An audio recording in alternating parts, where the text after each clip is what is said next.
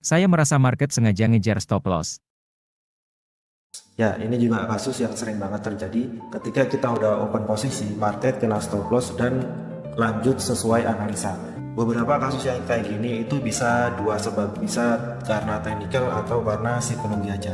Cara taunya adalah kita harus punya data dulu, kita harus trade 100 kali baru dilihat dari 100 kali trade kasus kayak gini ini terjadi berapa kali. Kalau misal terjadi dari 100 trade cuman 10 kali, berarti yang Anda rasakan cuman masalah psikologi aja, karena kita masih punya 90% win rate, dimana dari 90 kali kita entry itu hasilnya profit dan cuman 10 kali yang kena stop loss. Tapi kalau ternyata data bilang kasus ini terjadi 50 kali, berarti bukan psikologi, emang ini adalah masalah teknikal. Cara ngatasinya adalah kita harus tentuin dulu resiko per trade. Kalau kita resiko per trade-nya 100%, maka ketahanan modal 1, artinya satu kali kena stop loss langsung MC. Maka semakin kecil resiko per trade, ketahanan modal kita semakin kuat. Paling ideal adalah maksimal 1% per trade. Jadi kalau kita pasang 1% per trade, kita punya ketahanan modal 100. Semakin ke bawah semakin bagus. Setelah kita nentuin ketahanan modal, maka yang kedua adalah tentukan pips dan loot.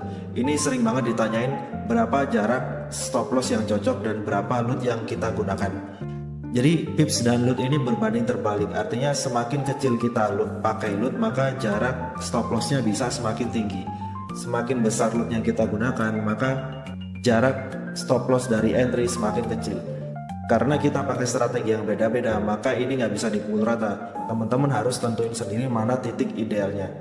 Jadi setiap kombinasi harus Anda coba dan dicari datanya. Itu harus trade 100 masing-masing 100 kali.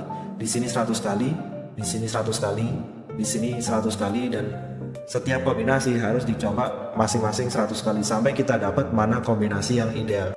Dengan ketahanan modal yang sama, kita dapat berapa pips dan loot yang ideal buat digunakan. Dari situ ketika Anda udah punya datanya, maka Anda nggak akan merasa market ngejar stop loss. Pertanyaannya adalah, apa boleh trading nggak pakai stop loss? Karena sepengalaman kalau pakai stop loss itu banyak ruginya. Lalu masalah kedua adalah dia sering ngeliatin chart. Jadi udah open posisi tapi masih dicek lagi. Jadi satu hari itu bisa ngecek posisi itu berkali-kali. Jadi fungsinya stop loss itu buat membatasi loss. Meskipun ada beberapa yang nggak pakai stop loss tapi pakai cut loss. Tapi yang perlu diperhatikan adalah inputnya. Kalau kita pakai stop loss atau pakai cut loss harus sesuai sama strategi yang kita pakai. Ketika nggak pakai stop loss itu cut lossnya berdasarkan perasaan. Jadi ada di satu bentuk market trending, terus sudah open buy, lalu market kelihatan turun karena dia merasa wah ini kayaknya bakal downtrend, akhirnya close posisi, cut loss di sini. Tapi ada satu lagi, ketika udah profit terus turun, dia lebih rendah dari open posisinya, itu nggak mau cut loss karena masih merasa ini harga masih bisa balik lagi, dan yang terjadi adalah ini turun agak dalam baru dia balik lagi. Emang bener, tapi bedanya adalah drawdown yang kena di sini itu besar. Jadi masalah di sini adalah drawdownnya terlalu besar, terlalu beresiko. Di bentuk market yang sama ada penilaian yang subjektif tentang kapan waktunya cut loss. Jadi meskipun teman-teman mau pakai stop loss atau cut loss, itu usahakan syarat buat masang stop loss itu harus sama. Karena trading itu kan peluang, jadi bedanya sama ilmu yang eksak kayak matematika.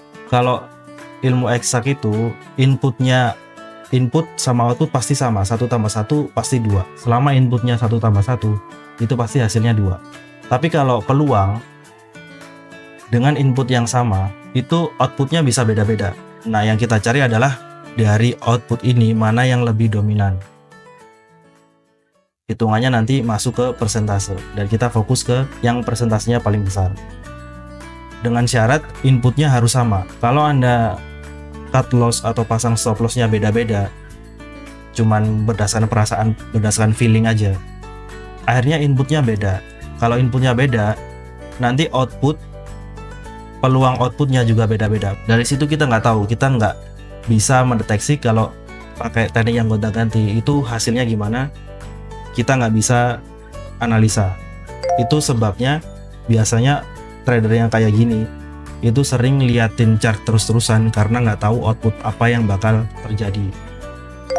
Output A pasti keluarnya kalau nggak ini, sama ini. Selama yang keluar outputnya masih dalam analisa kita, itu nggak masalah. Kecuali kalau dari sini ternyata ada output yang lain yang di luar analisa kita, itu baru perlu dicek lagi kenapa bisa ada output yang nggak sesuai sama analisa kita.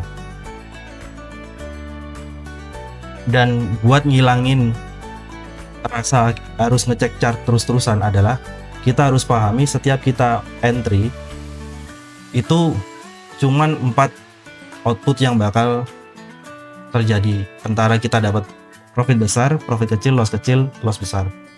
Kalau kita udah trading lama, terus kita udah punya data mungkin 100 hari atau 1 tahun, 2 tahun trading kita udah banyak, itu bakal bisa dianalisa kalau profit kecil sama loss kecil ini ujung-ujungnya bakal impas satu sama lain. Mungkin profit di sini 1, di sini juga 1. Akhirnya ini hilang. Tinggal profit besar sama loss besar. Profit besar itu tak hingga. Loss besar juga tak hingga sampai maksimal MC. Misalkan di sini profit besarnya adalah 1/5. Terus loss besarnya adalah sampai MC karena kita nggak pakai stop loss. Itu nggak bisa bertahan jangka panjang karena loss besarnya lebih besar, loss yang ini lebih besar daripada profitnya. Fungsinya kita pasang stop loss itu buat ngilangin loss besar ini jadi loss kecil juga. Jadi ini kita batasin jadi cuma 1.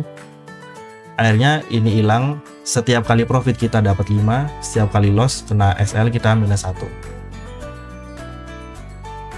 Dalam jangka panjang kita masih profit 4.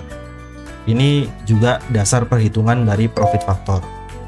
Ketika dalam jangka panjang meskipun distribusinya acak, profit besar, loss kecil, profit kecil secara terus menerus, itu dalam jangka panjang kita masih plus 4. Ini yang bikin akun kita berkembang.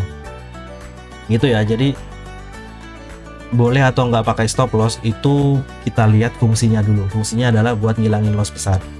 Dan biar kita nggak selalu ngecek grafik setiap saat, itu harus dilihat dulu, dianalisa output apa yang keluar dari input yang kita masukin. Baru nanti masalah itu bakal hilang.